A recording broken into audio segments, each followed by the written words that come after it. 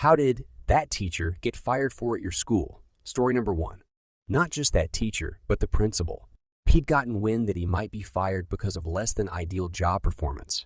So he decided to drum up sympathy by belly stabbing himself in the men's room and blaming a student. Said student was arrested, but the police were immediately suspicious of his story when they noticed his shirt was unharmed. In other words, whoever stabbed him courteously lifted up his shirt beforehand so as not to tear a hole in it. He wound up being forced to resign, in addition to getting probation and a heavy fine. Story number 2.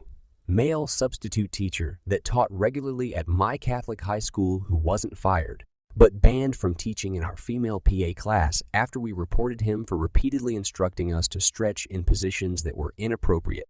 For example, he asked us to bend over with both hands against the wall and shake our hips back and forth. He subbed for my geography class the following year, and during one of his classes I asked to go to the bathroom to take care of my feminine issue. He asked me, "What kind of feminine issue specifically?" I was too embarrassed to say it was my period, so I said, "Well, you know," to which he replied, "Yes, but I want to hear you say it out loud." Story number 3. This happened to me in middle school, except the teacher had a full, seemingly healthy pregnancy, but delivered a stillborn baby. The whole grade had somewhat participated in the pregnancy. She even had a small shower at the school. Kids didn't go, but they still bought her little baby gifts and cards.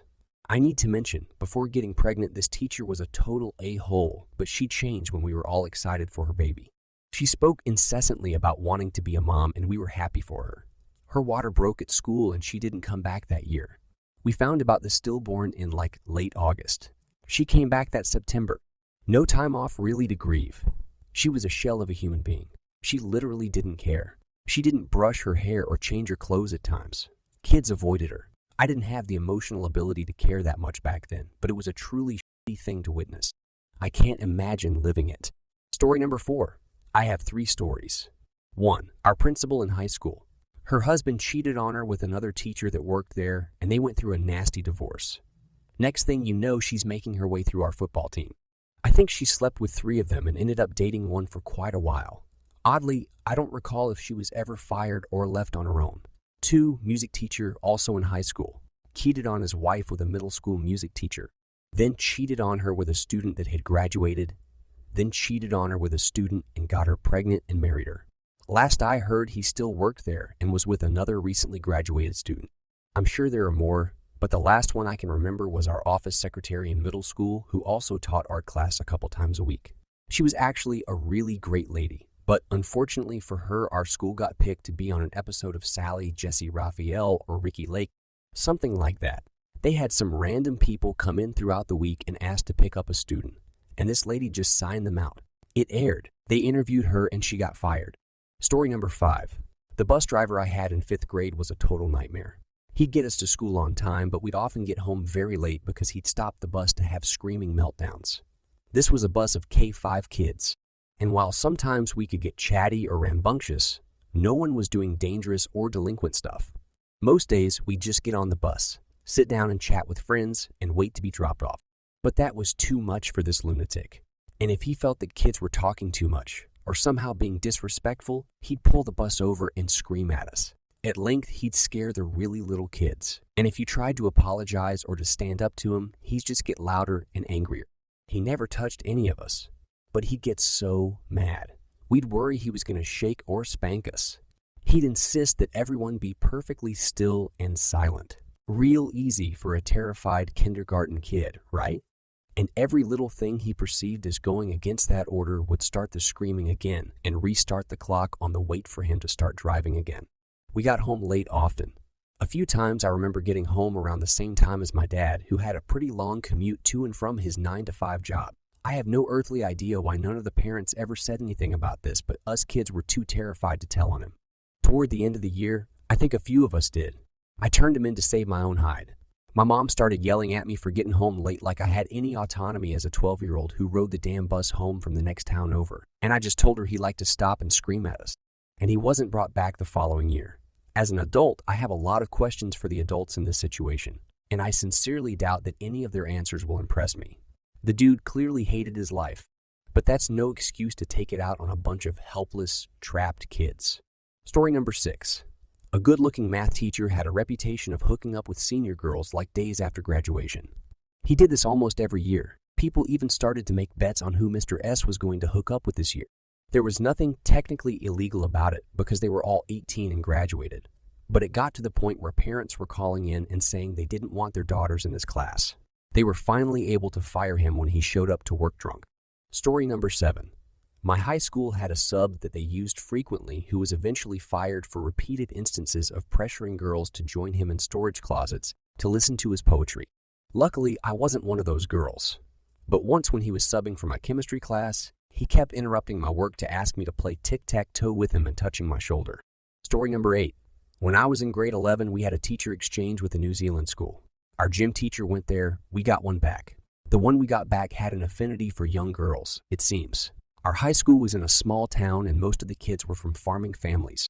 Everyone plays hockey, including the girls, and I guess our NZ gym teacher didn't know that.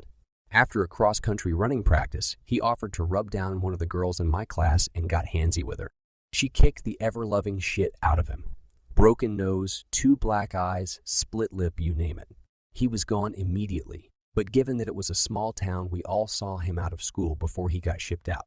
The day before he left, he got his ass handed to him again by a couple of relatives of the girl. Honestly, I don't know how he lived to make it to the plane. About a week later, our original gym teacher was back and very pissed about having his exchange cut short. Story number 9. I had a teacher who was out Iraq and Afghanistan when it was really hot. We're talking Desert Storm in the 2003 invasion. This guy was a Special Forces combat medic, and he was also cool as fuck. Everyone but a few people loved him. One of the turds in school who was 130 pounds sopping wet said he could beat the shit out of the teacher to his face. The teacher told him something like, "Yeah, right, go for it." The kid gets up and swings at this teacher, who immediately goes back into combat mode and breaks this kid's arm just above the elbow. The kid came to school in a cast for the next couple of months, and there was a sub for about 2 weeks. The kid didn't get expelled, the teacher didn't get fired. This same kid tried to fight me a few years back but chickened out because I had 40+ pounds on him. I think he got scared of everyone after he got his ass kicked by a retired veteran who didn't look like much. Story number 10. When I was in 6th grade, the teacher of the other class was pregnant and often had a sub. The sub got fired, but since he was there so often, it felt like he was a normal teacher. He was pretty weird though, and did a bunch of weird things. Some of these include bringing beer to class and drinking it. By the way, nobody believed the kids when they talk about it. Answering students' questions very wrong and yelling at anyone who corrected him. Forgetting the kids had recess even when the bell rang and wouldn't let the kids outside. But the final straw that got him fired was when this kid asked to go to the bathroom and he screamed at it.